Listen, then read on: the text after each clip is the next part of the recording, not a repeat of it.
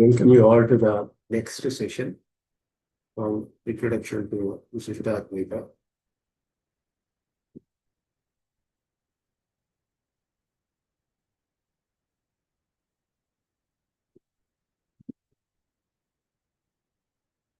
Guru-paramparaye namaha. Om Apyayantu mamangani vak-pranaschakshushrotramatho balamindriyani ca sarvani sarvam brahma upanishadam maham brahma nirakuriyam mama brahma nirakarot nirakaranastu nirakaranam mestu tadatmani nirateya upanishatsu dharmaha te mayi santu Om Shanti Shanti Shanti.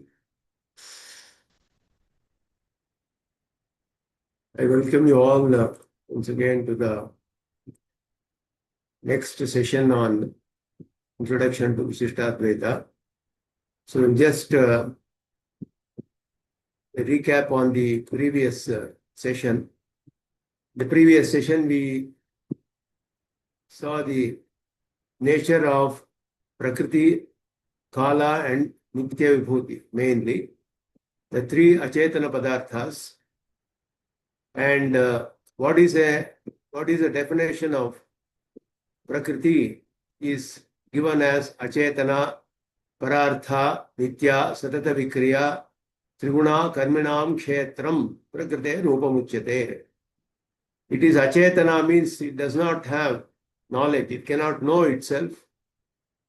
And Parartha means it is meant for the purpose of some sentient being, another person, a sentient being, because Prakriti does not have knowledge. It does not know itself. It is meant for someone else's purpose. And it is an eternal substance. But at the same time, it keeps on changing in its essential nature itself. Though it is eternal, in a particular state it is eternal, and it undergoes change also. But it doesn't get destroyed completely, so it is eternal. At the time of pralaya or dissolution, it is present in the state of avyakta. So that is an eternal state. And during creation, it undergoes change. And it has three qualities, sattva, rajas, and tamas. So it is called triguna. Triguna itself identifies Prakriti.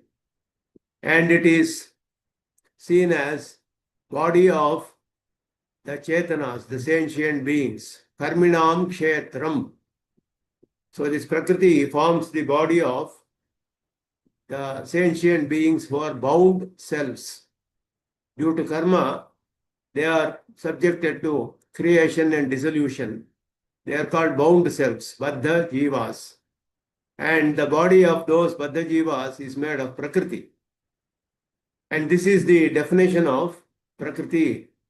And it is, of course, it forms the body of Paramatman, Ishvara, because everything is the body of Paramatman. Body in the sense, we saw what is the definition of body, that which is supported, controlled, and meant for the end subservient. These three relationships, when it exists, it's called the body. It is Sharira Atma Bhava. Atma is the one who supports, one who controls, and who is the ruler or the lord or the owner or the master. And the body is that is supported, controlled, and subservient to the master. So in that sense, the Prakriti is also supported by Paramatman, controlled by him, and then subservient to him.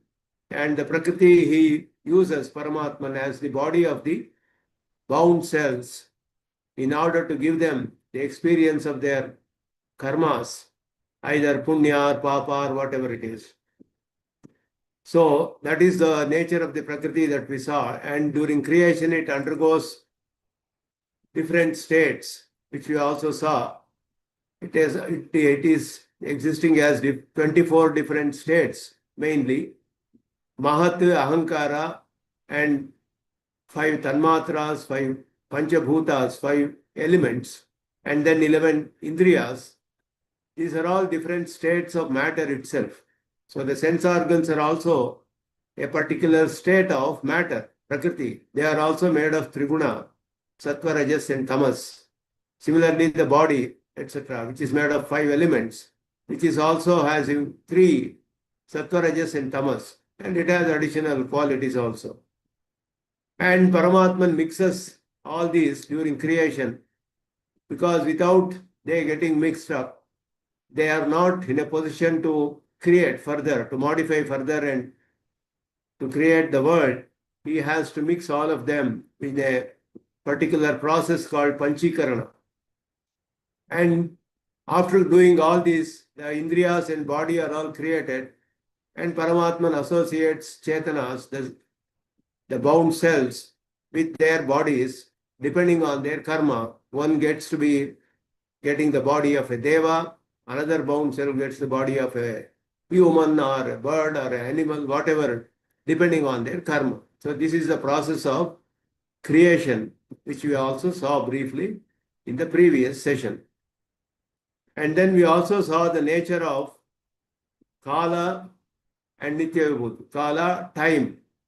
Time is a substance, special substance, which does not have Sattva, Rajas, and Tamas. So, Triguna Rahita Dravya Visheshaha Kalaha is a definition of Kala. Trigunas are not there. So it is just one eternal entity which is again subservient to Paramatman and supported and controlled by Paramatman. Nothing can exist independently of Paramatman. So everything is that way, called the Sharira of Paramatman. And this Kala is eternal, can be known by the Shruti statements, which state even during Pranaya, before creation, Kala was there. So the word Sadeva Somya Idam Agra Asit, Agre means before creation. Everything was present as Sat. The Upanishad says, Brahmava Idam Agra Asit. All these was existing as Brahma before creation. That before, that word says, indicates time. That time did exist during Pralaya also. And in Nitya Vibhuti also it is there. Sada Pashyanti Suryaha. Shruti says, Tadvishno Paramam Padam Sada Pashyanti Suryaha. The word Sada indicates time, always. So even in the Paramapada, time exists. So time exists everywhere. It is all pervasive. And in this world, which is subjected to creation and dissolution, everything is controlled by time. Paramatma uses time to control everything. Everything is limited by time, including the life of Chaturmukha Brahma. Everything is limited by time. The seasons, the year, the day, or whatever it is, and the lifespan of various types of creation and beings who are there. Everything is controlled by time here. Whereas in Paramapada, Nitya Vibhuti, time does not control anything. So this is a difference. But time exists everywhere. And it is known by in relation to objects around it. So it cannot be independently known. Whether time is existing or not, independently we cannot know. But with respect to objects, we can know. There are changes, it changes in the according to the movement of the sun, etc. The day and other things, time changes, day, month, and year, and all that. And also the seasons. So it all indicates that time is existing. So that is the nature of time that we saw briefly in the previous session. And another Achetana Padartha is called Nitya Vibhuti. It is also told as Jnanatmaka in the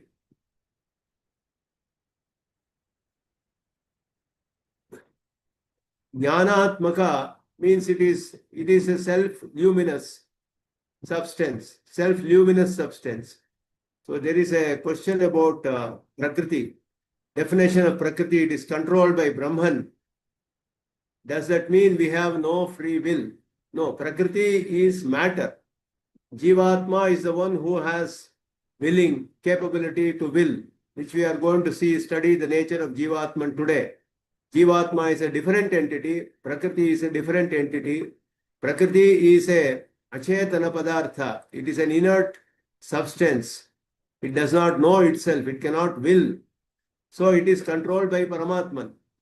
And he gives that Prakriti also as body and senses to the Jivatman. He associates him with that. And Jivatman also controls it. So Jivatman is a different entity who has the capability to will. So the nature of Jivatman we are going to see. Today we are going to go through that. So Jivatman has the capability to will. He is very different and distinct from Prakriti, which is an inert matter. So our body is made of Prakriti, which is inert matter. Body does not know, it cannot will, it does not know itself. The Jivatma, the sentient being who is inside the body, is the one who is the knower, who can actually take decisions, who can will. So I hope that clarifies that question. Nitya Vibhuti is the other Achetana Padartha, which is told Achetana because it does not have, it cannot know itself, but it is self-numinous. So it is said to be Ajada, Ajada Padartha. That means self-luminous, Swayam Prakasha. Swayam Prakasha it is called. So the Paramapada is made of all Nitya Vibhuti. And also the Muktas, the liberated ones, can take bodies, which is also made of Shuddha Sattva. And Bhagavan's, Paramatman's body is also made of Shuddha Sattva. This is made of pure Sattva. Nitya Vibhuti is made of a material, which is called Shuddha Sattva or pure Sattva. It is called Paramapada itself. Sri Vaikuntha, Paramavyoma, Shuddha Sattva. These are all the names given to it. So it is a material which is self-luminous material. That is also because it does not know itself, but it reveals itself. So this Sattva is different from the Sattva quality which is present in the Triguna-atmaka Prakriti, in the Prakriti. And the Paramapada or the Vaikuntha, which is made of Shuddha Sattva, it is not subjected to creation and dissolution. It is an eternal place which is present all the time. And the liberated and the eternal beings, Jivatmas, Nityas and Muktas, they stay there and enjoy the bliss of Paramatman and do all kinds of service to Paramatman. And these are all known by Shruti Pramana only, because we cannot see, though the Nitya Vibhuti is self-luminous, Swayam Prakasha. Why can't we see from here? If you say we are covered by karma, the veil of karma, because of that our knowledge is contracted. So we are unable to perceive beyond a particular point. We can perceive only through our sense organs and all that. So we have to know these things which are beyond the capability of perception of senses, which are supersensory things through Vedas only, Shruti Pramana only. So there are many Pramanas in Shruti which state that Nitya Vibhuti, there is a place called Nitya Vibhuti or Paramapada and things like that. So through that Shruti Pramana only this is established. So these are all established in the various works of our Acharyas, and Bhagavad Ramanuja established this very clearly in his very first work, Vedanta Sangraha, and also other works, Sri Bhashya and all that. So this is briefly what we went through last time in the previous class. We went through these things, the nature of Prakriti, the matter, and Nitya Vibhuti, Kala. This is what so these three are the three Achetana Padarthas. Three Achetana Padarthas, which are the nature, their existence, their all the functioning, everything is controlled by Paramatma. So that is the thing, something that we have to know. Now we are going to take a look at the nature of the Jivatman. So among the realities, we saw that Achita is one reality, Chit is one reality, Ishvara or Paramatma is the another reality. Three realities, Tattva Trayas are there, three realities. So among three realities, we studied about Achit briefly. Achit has got three varieties, matter or Prakriti, and then Kala and Shuddha Sattva. So Trividha Achetana, these are. Now we are going to study about the Chit, which is the Jivatman. And all these Chita, Achita, Ishvara, three are different and distinct entities. But Chita, Achita are always dependent on Paramatman for their very existence itself. They cannot exist independently. So that is together they are a Ishvara is qualified by the order of sentient and non-change. So which is called a qualified non-dualism. Vishistadvaita, it's called. So now we will study about the Chit, the second reality, which is the Jivatman or the individual self. So the individual self, the nature of the individual self. What is the definition of individual self? It is given by Yamunacharya in his work called Atma Siddhi. Atma Siddhi, Samvit Siddhi, Ishvara Siddhi. He wrote 3 works which are called Siddhi Trayas. In the Atma Siddhi, Yamunacharya defines Jivatman like this.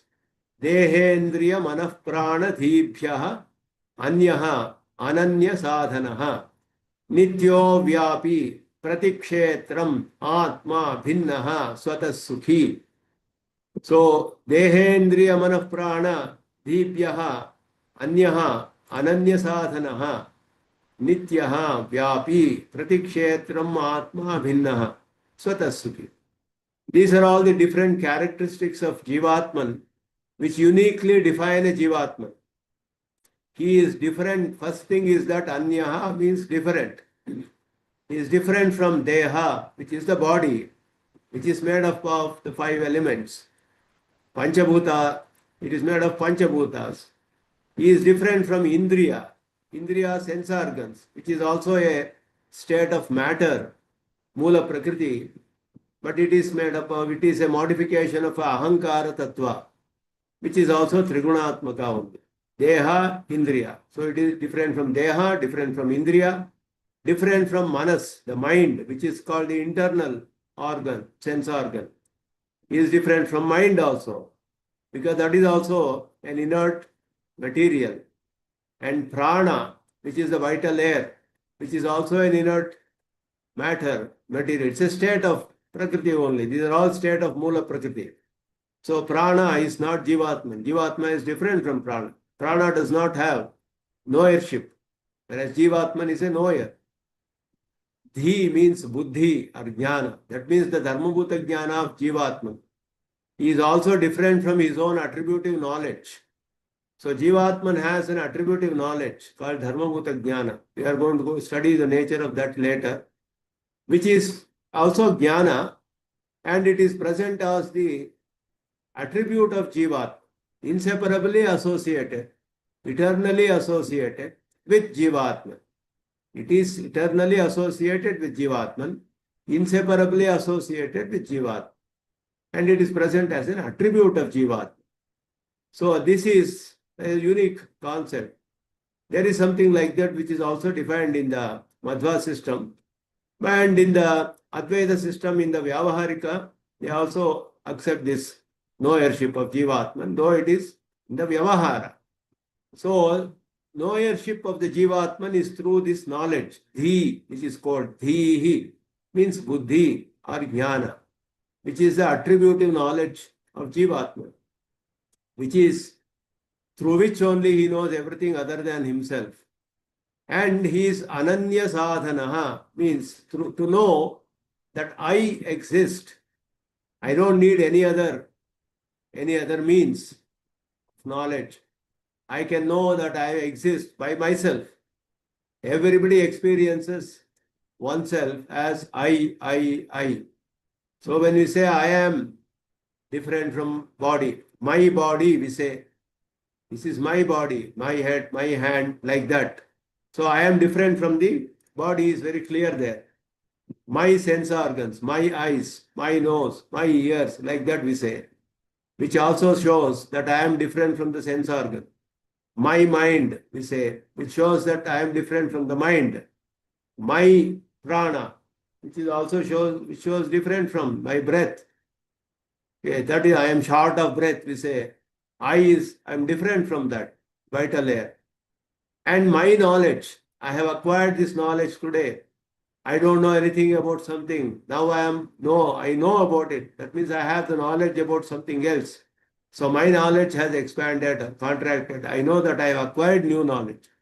I have forgotten something. That is, I have lost some knowledge which I had acquired earlier. All these are also showing that my knowledge, my knowership is different from me. So, every entity, as I told in the very beginning, has two aspects. One is the substantive aspect, another is the attributive aspect. The substance and the attribute are different. Attribute is inseparably associated with the substance. A white wall means the wall is the substance, whiteness is its attribute. They are inseparably associated. So, whiteness, the wall is qualified by whiteness, its attribute. And it can be a class also, like a cow is qualified by cowness. The class of the cow, it differentiates it from other objects. It is not a horse, we say. How do you say it's not a horse? Because it belongs to the class of cows. Jati is there. This jati, varna, rupa, all these things are attributes of a substance. The substance is different, attributes are different. Similarly, Jivatman also as a substance and also attribute. The beauty is here in the Jivatman, both are of the nature of consciousness. You can see also like a lamp.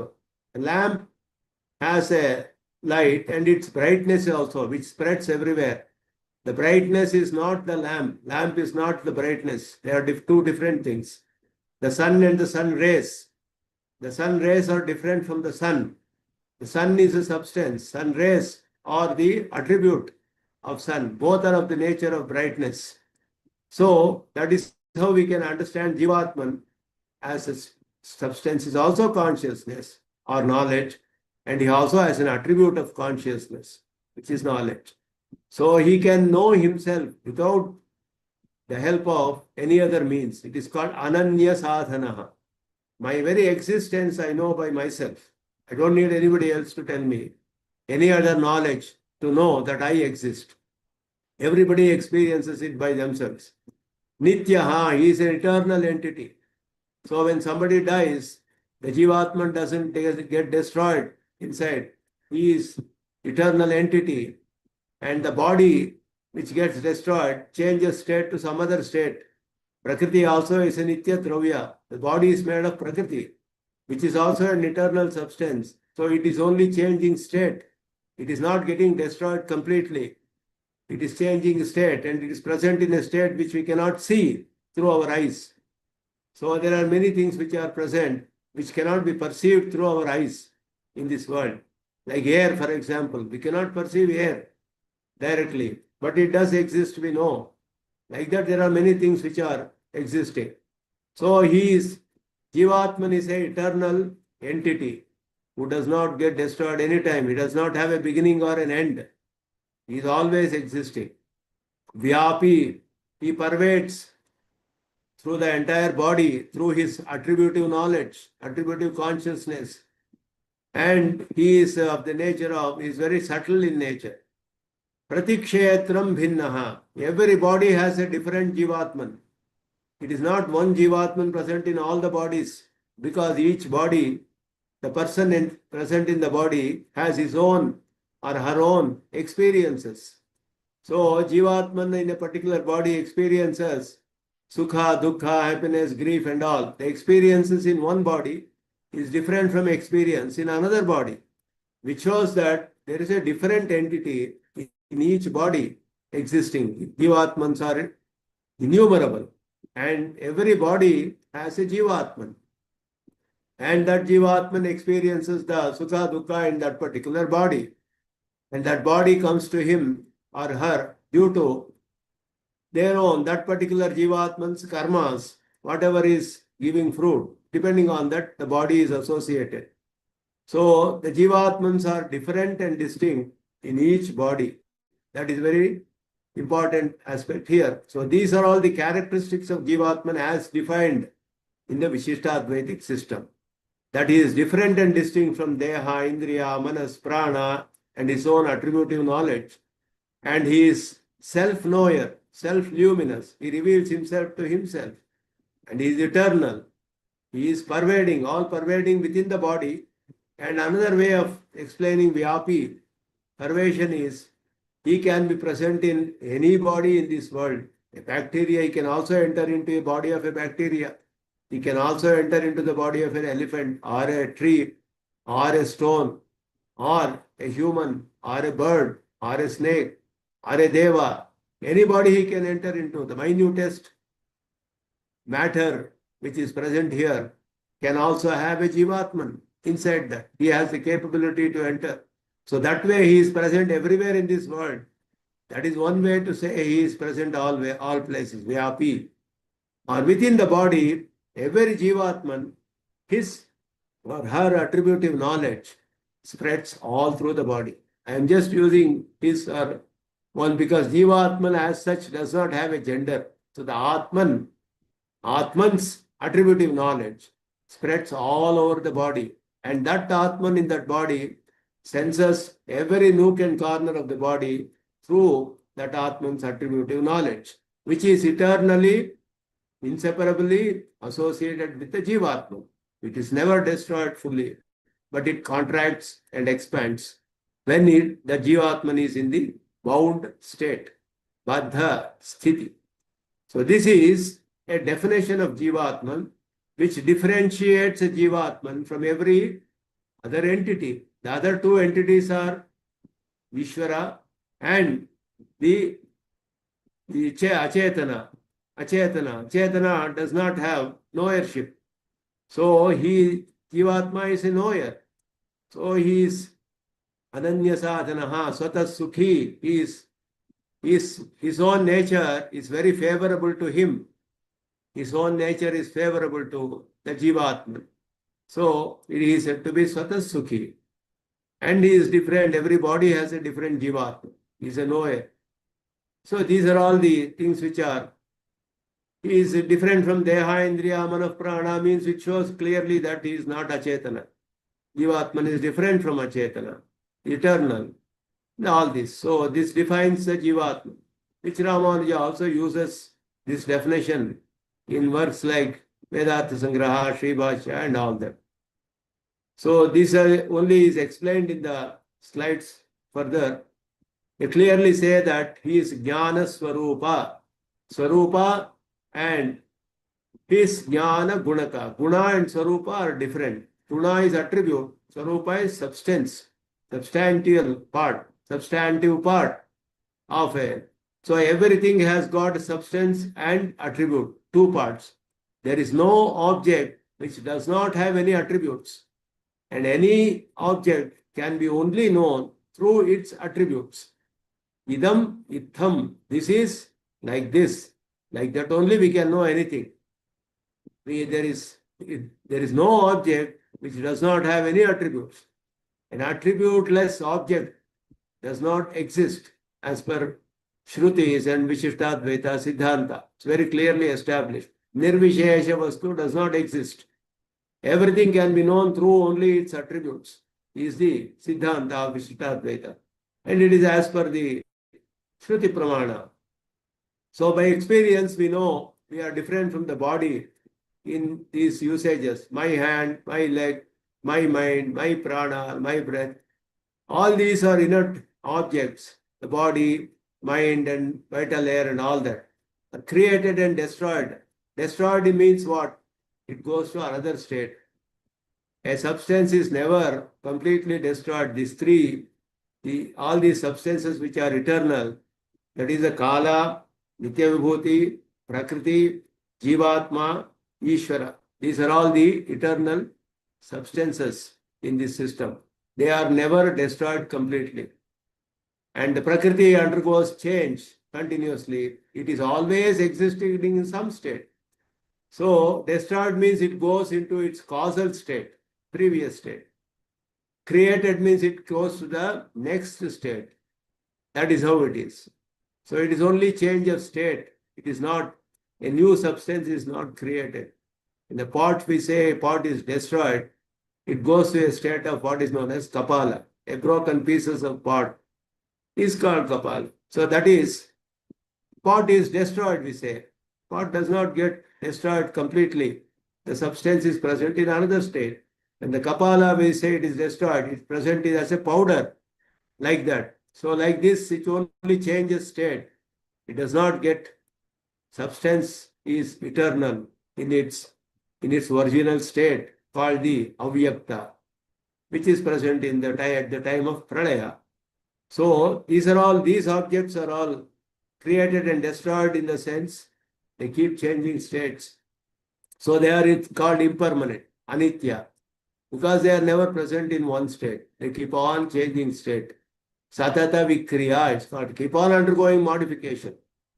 While Jiva Atman is an eternal entity.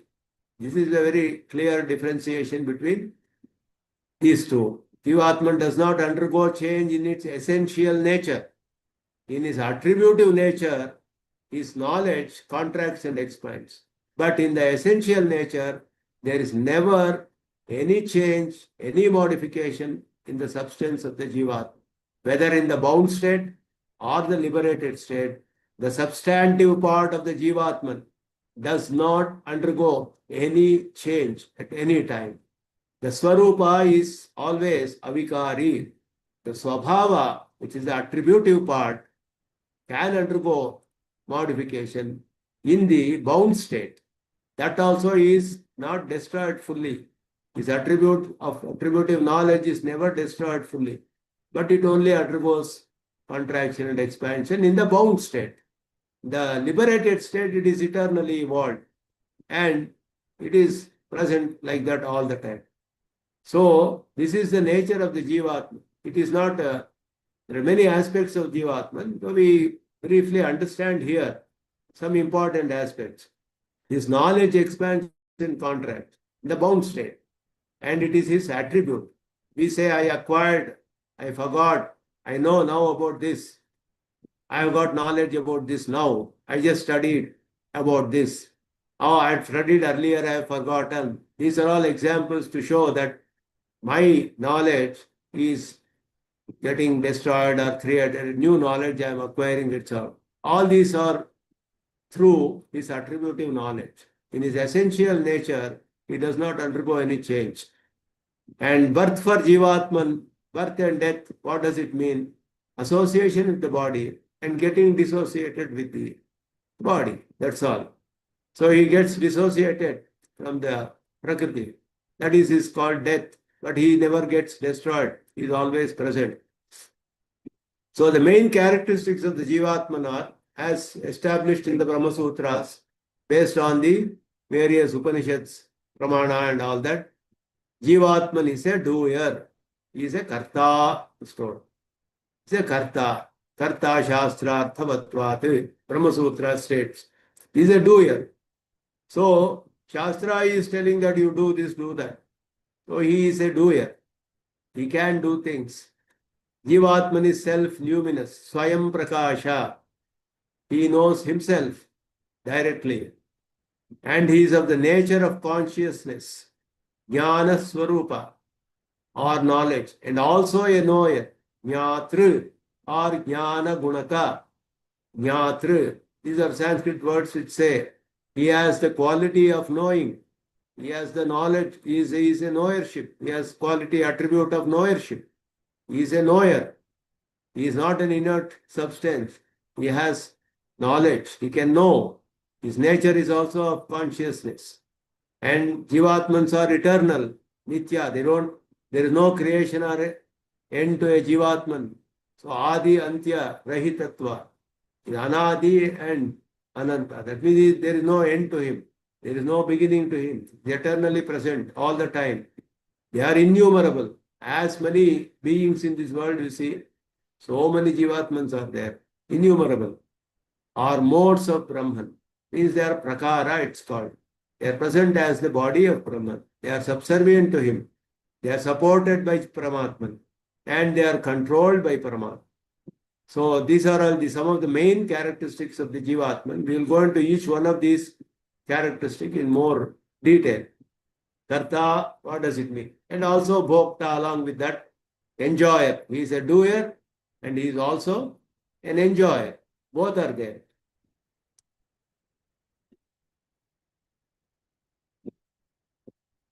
So in the Paramapada, Jivatman knows Paramatman through his attributive knowledge only. Everything outside of knowing himself as I is through his attributive knowledge. Anything other than knowing himself as I am present, I am one. These are some things which he knows himself, and I am favorable, my nature is favorable to me. These are the three aspects he can do directly. My nature is favorable to me, and I am one. I am not many, I am only one person. And I am there, aham. These three things he can know directly without any other means. But anything outside, to know that Paramatman, to enjoy Paramatman, is through his attributive knowledge only. Anything else he has to know through attributive knowledge. So he is a doer, enjoyer. He is also an enjoyer. This is as per the willing of Brahman. Why should Jivatman should be a doer and enjoyer? Means Paramatman has willed so his sankalpa that let Jivatman be eternal and let them be having no heirship. That is the only way Shruti says it is due to the sankalpa of Paramatma. Nothing else. He is not independent. And Paramatman has given the Jivatmans freedom to will. So this is something which somebody asked a question just now.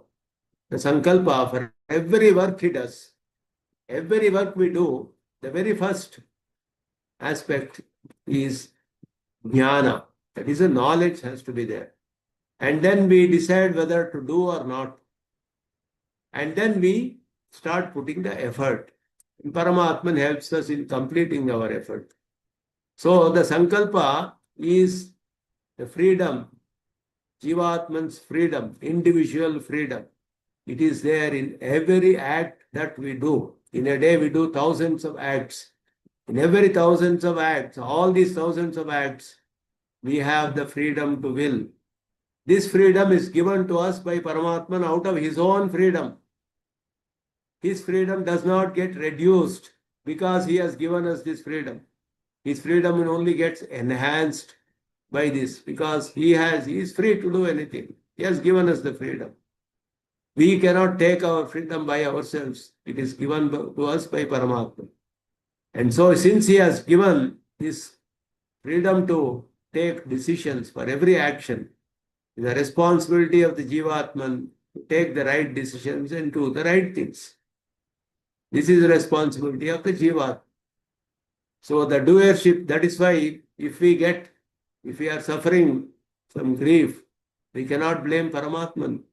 It is out of our own work, that our own decision that we have taken earlier, performed some work, the fruits of which we are enjoying now. It could be good or bad. So we can't blame anybody else for our experiences of sukha and dukkha because they are all the fruits of our own karmas which we have done earlier. And we only have taken decisions for every karma. And we cannot blame anybody else. That is a fundamental thing that we have to know. The doership of the Jivatman also, because the Shastras tell Vidhi and Nishedha. That is ordained that you have to do this, you have to do that. And you should not do this, you should not do that. Satyam vada, dharmam chara. These are all telling. So you should not tell lies. Mahim syat sarva bhutani. You should not torture any other being like that.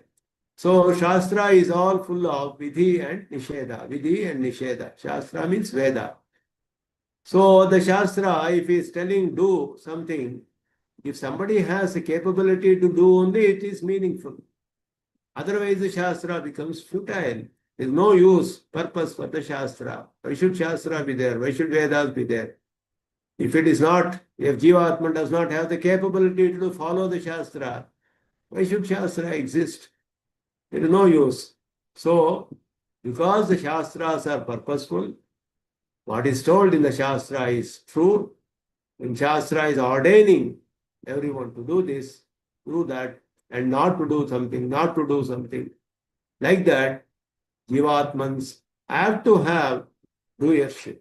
They have to have the capability to take their own decisions in every action.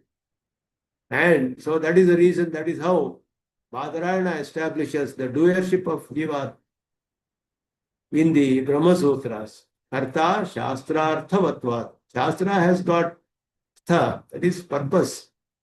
It serves purpose. It helps us to attain various benefits. Dharma, Artha, Kama, Moksha. 4 types of Purusharthas. So if I don't have capability to decide and do something, and whatever I want, somebody wants Dharma, somebody wants Kama, somebody wants Artha, somebody wants Moksha. It should be their free will. They should have the freedom to choose what they want, what benefit they want to gain. Somebody is interested in money, they have to gain money. And Veda is telling the various ways to earn money. So that is he will follow and then do it. If the individual self does not have the capability, the entire Shastra will become futile. So Jivatmas have Kartritva, doership. They do. And this doership is given by Paramatma. It is not self-acquired. I have not acquired my doership myself because I don't have the capability. I am not independent that way. It is given to me by Paramatma and I use it. And he also has given us the Shastra which says what to do, what not to do. So all these are established based on the Shruti Pramana.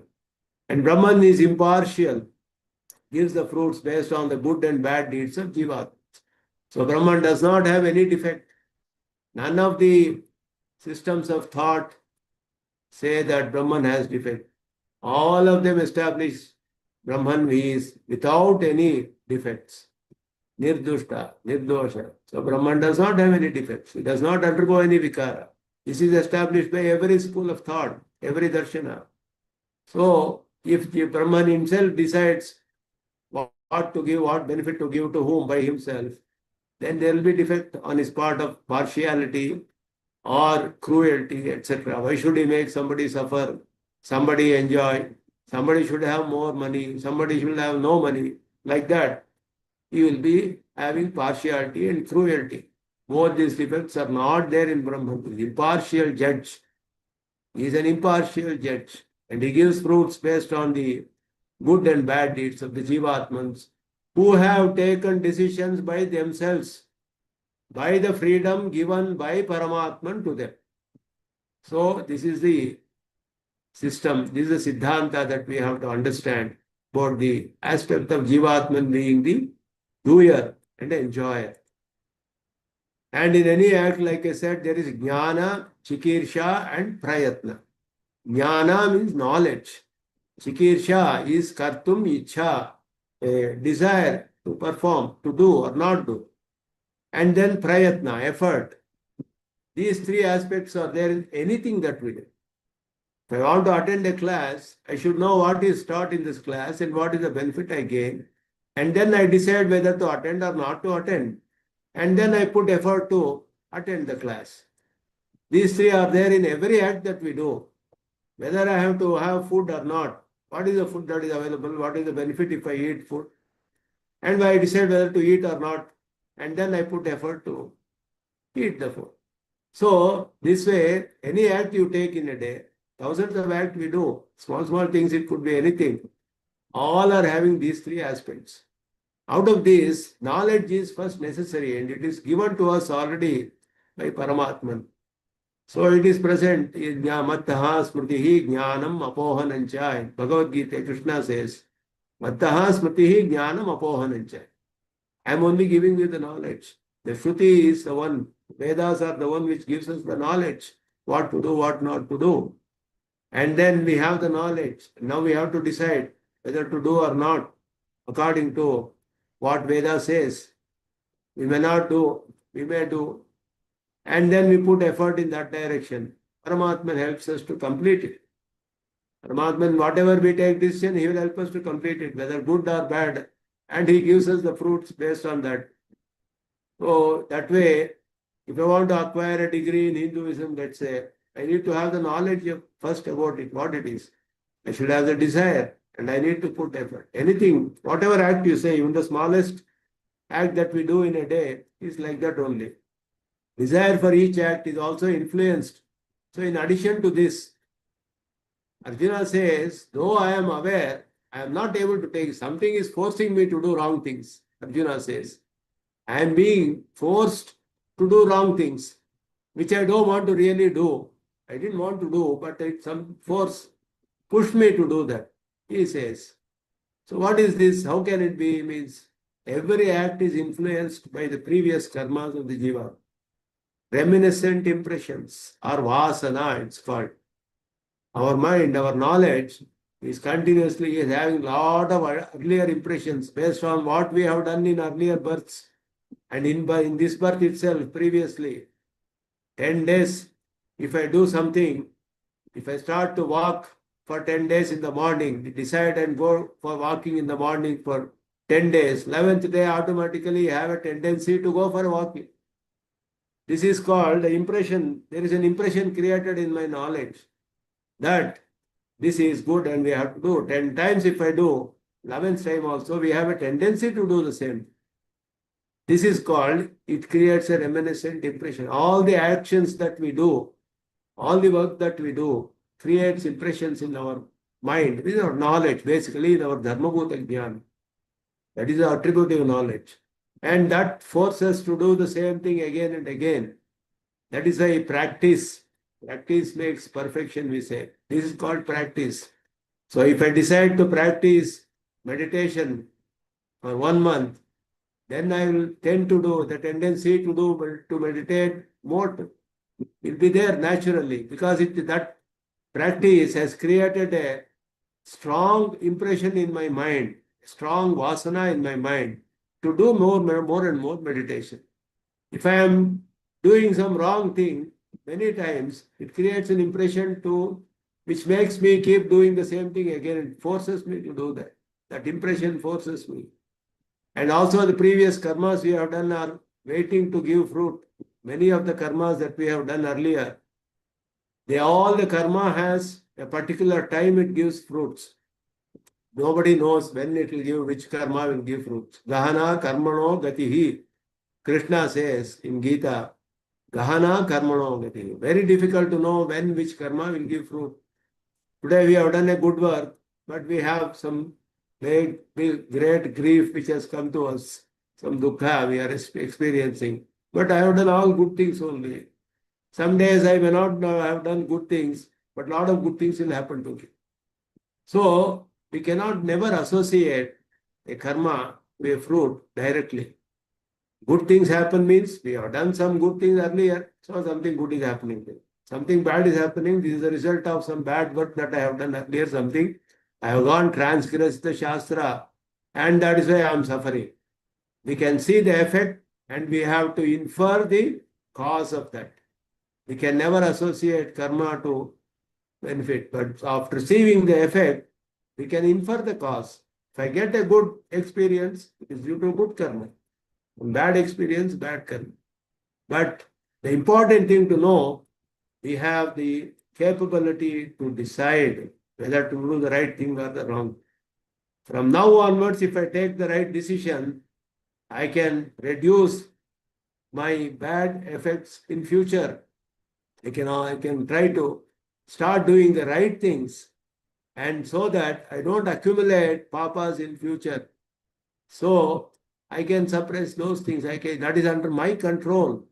If it does not have any control, all the Shastras are futile. Bhagavad Gita, entire thing he says, do, kuru, he says, Arjuna.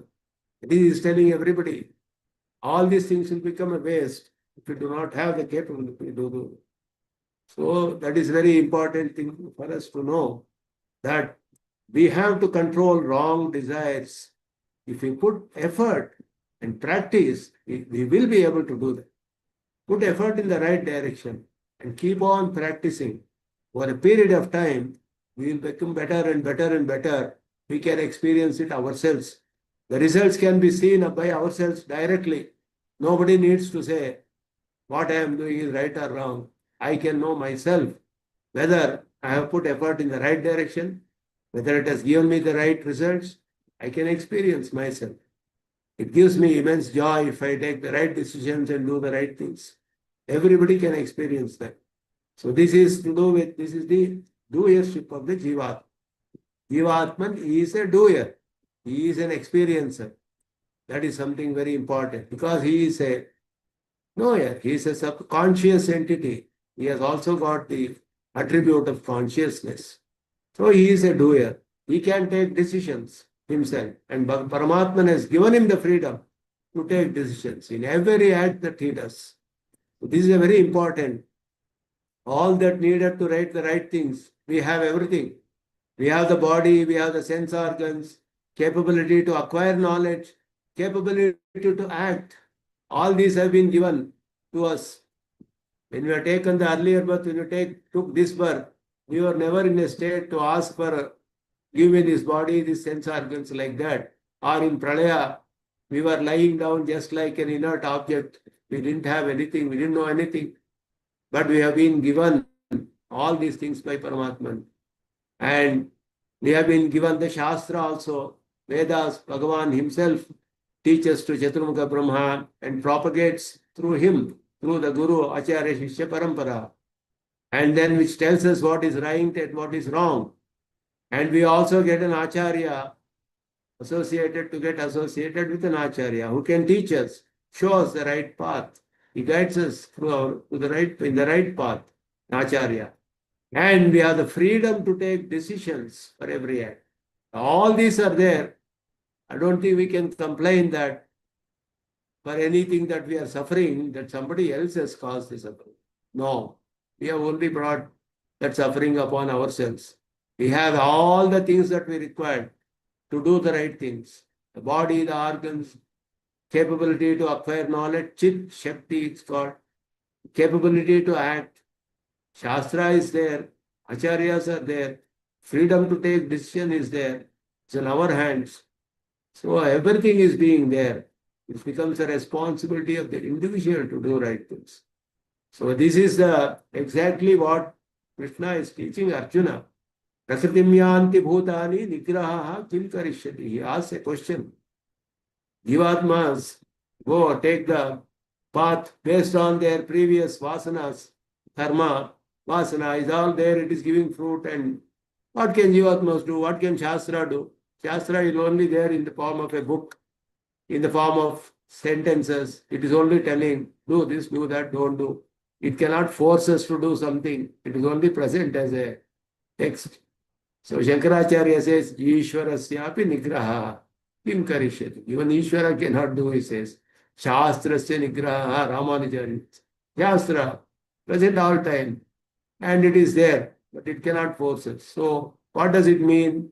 It means every individual has to take.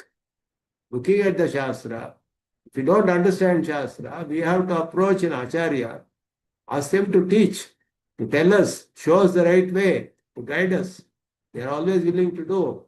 So it is in our hands to do that. And we have all the instruments and everything to perform the right acts, do the right thinking, etc. So with all that, it becomes an individual's responsibility. So this is how it is explained. And Jivatmans are Swayam Prakasha is the next characteristics of the Jivatma. Swayam Prakasha, self-luminous. Jivatman is of the nature of consciousness, and then he can know himself. It's called Pratyagatman. Jivatma is called Pratyagatman. Pratyaktva means Swasmai Bhasamanatvam. He reveals himself to himself without the help of any other means of knowledge. He does not need his attributive knowledge to know that he exists. Aham, I can know myself. Aham, I can know myself directly. It's called Swayam Prakasha. Swayam Swasmai Bhasamanatvam, Pratyakvam. These are all the technical terms used. Swayam Jyotihi. There is a Jyotir Brahmana in Brihadaranyaka Upanishad. Ask, what is the light for the Jivatma? Is it the sun? When the sun sets, what happens? It is the moon. The moon also is not there. It is the stars. Stars are also not there. What happens? The fire, Agni. Fire is also not there. It is the speech, says walk. Speech. By knowing if everything is dark also, I can declare myself, I am here. Somebody will know that I am here. By speech. Vach ishantayam kim jyotirayam purushaha. Speech is also not there. How does it know? Atrayam purushaha swayam jyotir bhavati. He knows himself. He does not need anything else. Swayam Jyoti. He knows himself. By that I exist, he can know. He does not need anything else to know it. So, but he is though self-luminous, the Jivatman in that body, in another body, is not seen by me. He knows himself only. He does not reveal himself to others like that. But he reveals himself to himself. So, and others are of course covered by their karma, so they cannot see. And Jivatma knows everything other than himself through the attributive knowledge. Anything outside of that, Dharma Bhuta Jnana, that I am subservient to Paramatman, I cannot know directly by myself. I have to know that through Shastra only. Vedas teaches. So I have to study the Shastra to know that I am subservient to Paramatman. To know that there are many Jivatmans, I have to know through my attributive knowledge. There is a living being in another body, I can know only through attributive knowledge. Anything outside of me, the prakrita, the matter, various objects of the matter, everything that we see, all these are through our attributive knowledge. Only we know. So, other than himself that I exist, I am one, I am favorable to me. These three things he can know himself directly, is what Shastra says. And we can experience also. And anything other than that, he has to know through his attributive knowledge. He needs the attributive knowledge through that. And through that, he can use his sense organs, his mind, and all those things. And he can know things. So those are all through his attributive knowledge only. So attributive knowledge flows through his sense organs, comes into contact with the objects, and perceives the knowledge. The sense organs only reveal that something is there. There is some substance. Our eye shows there is some substance of this shape in front of me. Whether it is a laptop or a book or what it is, I have to know through my knowledge, attributive knowledge. Sense organ does not reveal the nature of the object because it is inert. It can only bring contact of my attributive knowledge with the object. The sound we perceive, it comes to our ears and we perceive some sound. So our sense of hearing, it only says that there is a sound, but it does not say if it is emerged from a mridanga or a veena or a flute or what it is. It does not say. That knowledge comes from our Dharmabhuta Jnana, attributive knowledge. So the attributive knowledge is the one which finally reveals the nature of the objects to us. So that he knows himself is known as the Swayam Prakashatva of the Jiva. That is another important characteristic. It's present at all the time, even in deep sleep, waking, dream, deep sleep. Every time the Swayam Prakasha of Jivatman will never be destroyed. It is always there. Deep sleep also, we don't know anything. In deep sleep, I didn't know anything. I didn't know whether I existed or not. At that time, the Dharmabhuta Jnana does not reveal anything because there is nothing to reveal. When I wake up, I know that Nakinchidaham Ajñasisham, I did not know anything. That I was always there. I did not know. I did not know. But knowing is because of the Dharmabhuta Jnana. Why does Dharmabhuta Jnana not reveal anything? Because there is nothing to reveal. Sushupti. So it is not revealed. That is the answer. But I will never go. I existed. I know that I existed. And I know what I did previous day. I know that I slept well. All these things are there. That aham, self-luminous Jivatman, there even. Though there was nothing to be known other than that. So Jivatman knowership was very much there. But there are no objects to know. That's all. So this is the knowership of the Jivat. We also know that he is one. Ekatya. So this is about the so we will next go to the Jnana Swarupa of the Jivat. So we are studying one by one various aspects of the Jivat. Next one is the Jnana Swarupa. I think we have come to the end of the session. So I will stop here today because it is something very important, the concept of the Jivatman to be known. And we have to know in more detail, carefully, slowly, think about it, meditate or know about it, and then we will know what it is, and things like that. So with that, I conclude today's session and leave the class open for any. And let me just enable you. Now you can unmute yourself and ask. Namaskaram, Swami. Namaskaram. So, in the liberated state, Jivatma knows Bhagavan or Paramatma through his attributive knowledge. Yes, yes, very much. In Chandogya Upanishad, I don't know whether I'm making proper connection, but it is mentioned Tenaiva Runush. So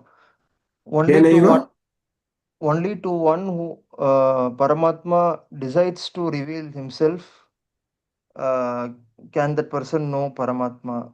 That is true. That is in the bound state, in the eternal state. Paramatman has endowed the Jivatman with all the knowledge. His attributive knowledge is not contracted. His karma is totally gone. So his knowledge expands eternally, and Paramatman gives him that state where his knowledge is expanded eternally. So he knows everything. Given by Paramatman only. But he knows through his attributive knowledge everything like Sarvajñatva. He gets Sarvajñatva in the liberated state. Swami, then till that time, his Dharmabhuta Jnana will not be in active state. It is active, but it is contracted in the bound state. It is always present, always eternally present, and inseparably associated with Jivatman, but it is contracted. Our knowledge is limited here. In moksha, our liberated state expands infinitely, and we will know everything directly there in liberated state. Yeah. So to that state, he has to come. He has to come by performing a means of liberation like Bhakti Yoga or Prapatti. That we will talk about it later. After talking about the nature of Brahman, we are going to talk about nature of Upaya, the means.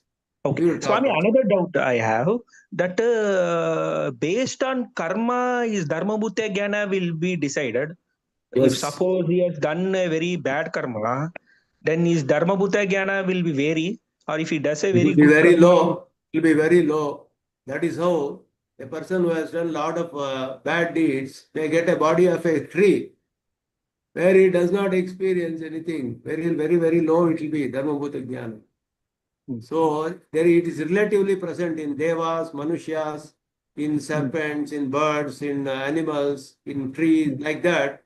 Relatively going on getting less and less and less like that. thank you very much. Yeah. I also have. Yeah, tell me. Namaskara, Swami.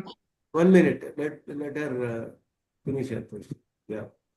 I also have a question regarding this Dharma Bhuta Jnana. I think it goes in that direction.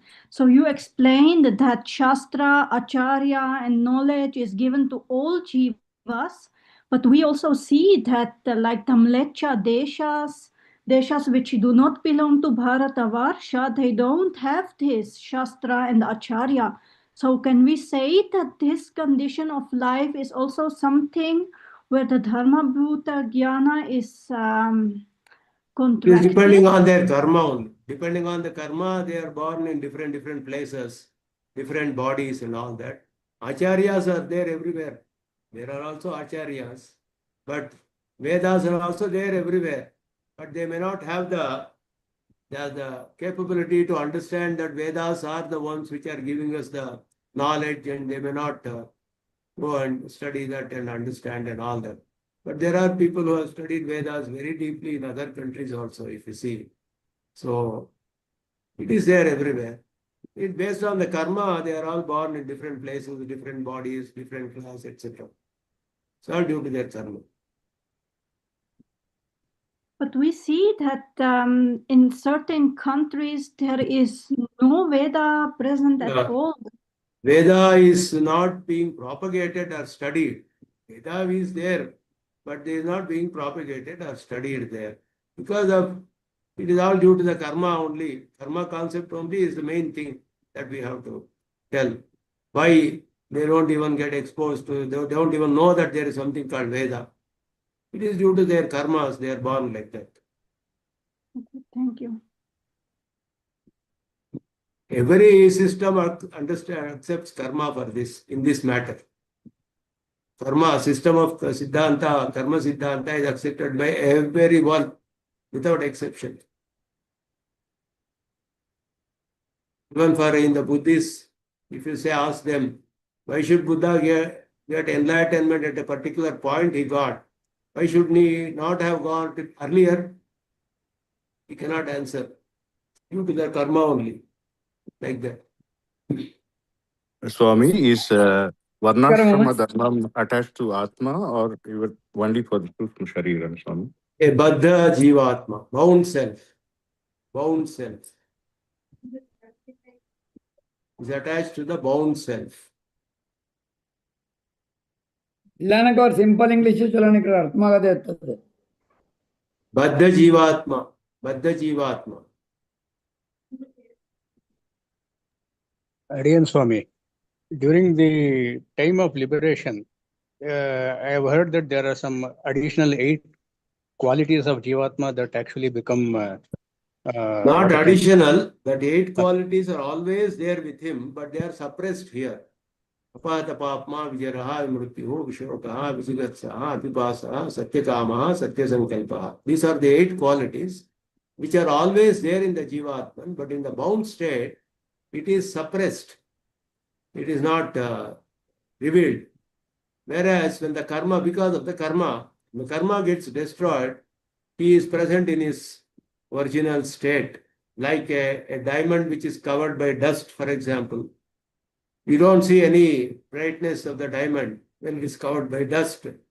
But that doesn't mean that brightness is not there. When you remove the dust, that brightness is seen.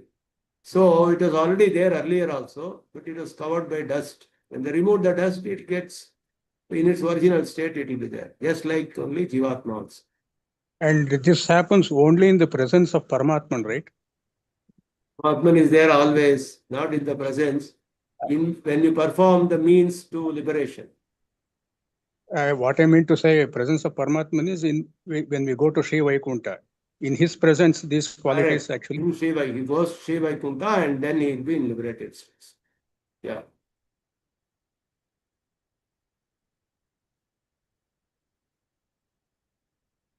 ನಮಸ್ಕಾರ ಮಾಮ. ನಮಸ್ಕಾರ. ಹೇಳಿ. Adiyan Swami. You say that there is no time or column in, there is a time or column in Nitya Vaigundam or Vaigundam. But the column is Nadaya. I read it in another book. In Vaigundam, there is no column. Column Only is there. Bhagwan Sankalpam is there. Column is there, but column does not control anything. Column is there. Sada Pashyanti Surayaha indicates time.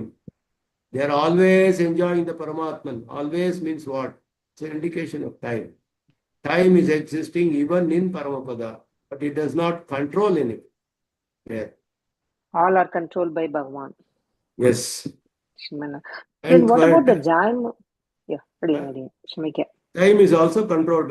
It is under the control of Paramatman there. Here Paramatman uses time to control everything. Everything is controlled by time here, we can say that way. Okay. In Nitya Vibhuti, no, time is not controlling, only Brahma is coming. Parabrahman is controlling, whereas in Lila Vibhuti is controlled by karma, and that karma is always known as the time. That's why we are getting Jara, Mopu, everything. Paramatman uses karma and time to control everything in this world. Then, if our karma is controlling us from attaining Brahma, understanding the Sriman Narayana, what about the Jayamana Kadaksham of Sriman Narayana? So that is also due to karma. The Jayamana Kadaksham comes due to our previous birth's karma only. Those who have done very good virtuous deeds, from birth itself they get the anugraha of Paramatma. That is called Jayamana Kadaksham. So it's based on the previous karma according to Gita, the 6th chapter says. Yeah. Yes. Adiyan Swami. Acharya, I have one other question. In one previous class, you explained to me why this Ramanuja Sampradaya is also called Sri Sampradaya. And you explained that Sri is the first person we take shelter and the grace, and she has a very important place in this Sampradaya. Yeah. We will also see it when we study the nature of Paramatman. But to tell you briefly, Shri Mahalakshmi is also equivalent to Paramatman only. She has the same status as Paramatman, though as husband and wife in this world, like mother and father, take care of the children. They both together take care of all the Chetanas, all the individual selves. So they perform different roles, and that is an agreement between them. But Mahalakshmi is eternally associated with Paramatma, and they both together help all the Chetanas to get out of this samsara and all that. So she is equivalent to Paramatma, same state as Parabrahman. She also can create if she wants. She can also be creator of the world. But she doesn't do because they have an agreement between them. That being, I will display motherly qualities, you display fatherly qualities. And then they have distributed the qualities like that. Together they take care of everyone. That is how it is explained in the Shastra. So my Adiyan, question. even So my question is that there are also other sampradayas called Rudra Sampradaya and Kumar Sampradaya and Brahma Sampradaya. So what is exactly their relationship to Rudra, Kumar and Brahma? They are Why? all, according to the Shrutis, they are all devatas who are subjected to creation and dissolution. All the devatas are subjected to creation and dissolution. So there are many Puranas which are called, the Puranas also there is a level of varying Pramanas. Some are Satvika Puranas, some are Tavasa Puranas, some are Rajasa Puranas. Some Puranas are not as per the Shruti, what the Vedas are telling. They are not accepted as valid testimony by any of the Vedantins. The Vedantis do not accept Puranas which are not in line with the Shrutis. It is established in the Brahma Sutra itself by Badarayana. So some Puranas say Rudra is the supreme and like that. But as per the Vedas, Rudra is also a devate who is created, who is also a karma vashya. He has also got his own karmas and he also has a lifespan of 100 years. And some other Rudra will come after that. That Rudra may perform Bhakti Yoga and get liberation, or he may take another role, another term as a Rudra, or he may take something else. He may perform Yaga, Yajnas and things like that. All those things are possible, just like any other Chetana in this world. Rudra is also like a, but he is a Deva, so he has a lot more, he is in a very exalted state because of the karmas that he has done earlier. So he has a lot more knowledge and he has a lot more capability endowed by Paramatman to him based on what the karmas he has done in this earlier births and all that. So Yuga Koti Sahasrani Vishnu Maharatya Padma Bhuhu, Purana says, Pramana says, Yuga Koti Sahasrani, 1 crore, 1,000 crore yugas. If one performs Vishnu, he can attain the role of Chaturmukha Brahma, position of Chaturmukha Brahma. So he has also attained by doing some karmas and is experiencing the benefit of his karma, fruits of his karmas. Once his 100 year gets over, he will not be Chaturmukha Brahma anymore. He may take based on these other karmas, he may be born as somebody else. Or if he performs Bhakti Yoga, he will go and attain moksha like that. Adiyan Swami, another question based on this. Even if one who gave birth as a Brahma or Shivan, whomever it may be, they have to come back to this Leela Vibhuti to get attain moksha, right? Either they have to do Sharanagati or they have to do Bhakti. Being a Devata only, they can attain moksha. Devatas also have capability to perform Bhakti Yoga or Prakati. So from their logam itself, like from Yes, yes, intralogam, yes. they can do There bhakti they yogam, can then they directly can go to attain it. liberate, go to Parampara. Yes, very much. Okay. And what are the prominent acharyas of this other four sampradayas, like Rudra Sampradaya and Kumar Sampradaya? I have not looked up in detail because it's not a subject matter discussed here. So we are looking at acharyas for Vishistadvaita Siddhanta in this. There are their own acharyas. Every lineage has their own lineage acharyas and all that. Swami, once the Jivatma is liberated uh, uh, from the karmas, do we get to see our Acharya in Vaikuntha with the same form? Yeah, it is so told, said that you can identify the acharya, your acharya. That's why we say that acharyan tidodi adayindar, we say, we attain the feet of lotus feet of the acharya. Shabari says like that. Shabari says in Ramayana that yanaham paryacharishan, padamulam gamishyami yanaham paryacharishan. I will go and attain the lotus feet of my acharya, she says. When Rama is standing in front of her, she says, I will go and attain the feet of my acharya. So, Padamulam Gamishyami Yanaham Paryacharish. He goes and so these are some of the pramanas used for that. They say you can identify. It's possible. Yeah. Adiyan Swami, in Vaikuntha, are there different levels of Jivatmas? Are there Only two are there, Muktas and Nityas. And there is no difference. Nityas have been always there. Muktas and Nityas are equal in all their. Some Nityas have got some specific kainkaryas they do. Others also enjoy. The only difference there is among the Muktas, those who went earlier, those who went later. That's all. That is the only difference. Yes, sir. Right. Pirpadu, Murpadu, Vedanta Deshika says Pirpadu, Murpadu is there. That means those who come earlier, those who come later. That difference only is there. That's all. There is no other difference. Beautiful, sir. Adiyan, sir. Yeah. Swami, is there any difference between Bhoga Bhumi and Karma Bhumi, Swami? Both are same. Good. Karma Bhumi is in this Bharata Bhumi, we say. Devas is not, difference is there in the sense all are in Prakriti Mandala only. There is no difference in one sense that all are in Prakriti Mandala. The difference within the Prakriti Mandala, there are different regions. So Swarga and other regions are called Bhoga Bhumi.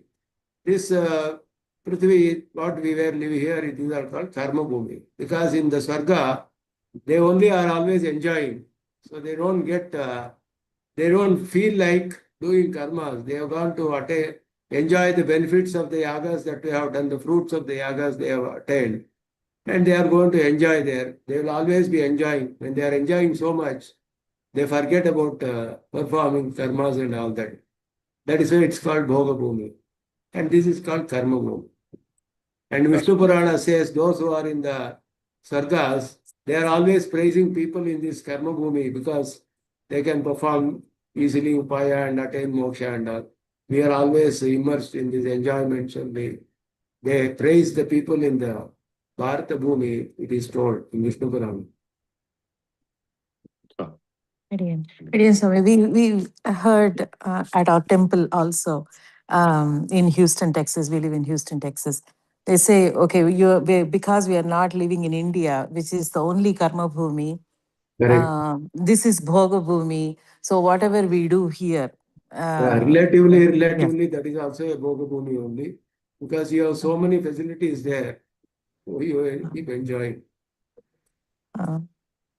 So the phalitam is less for whatever we do. Relatively, yeah, it's a relative. Here also enjoyment is there, not that it's not there. So some people may be living a more better life, better enjoyments than those who are in other countries, even in India. It may be there, but generally it is told like. That's Relative, yeah. If there are no more questions, I will stop today's session. Namaskaram. I forgot to record today's class.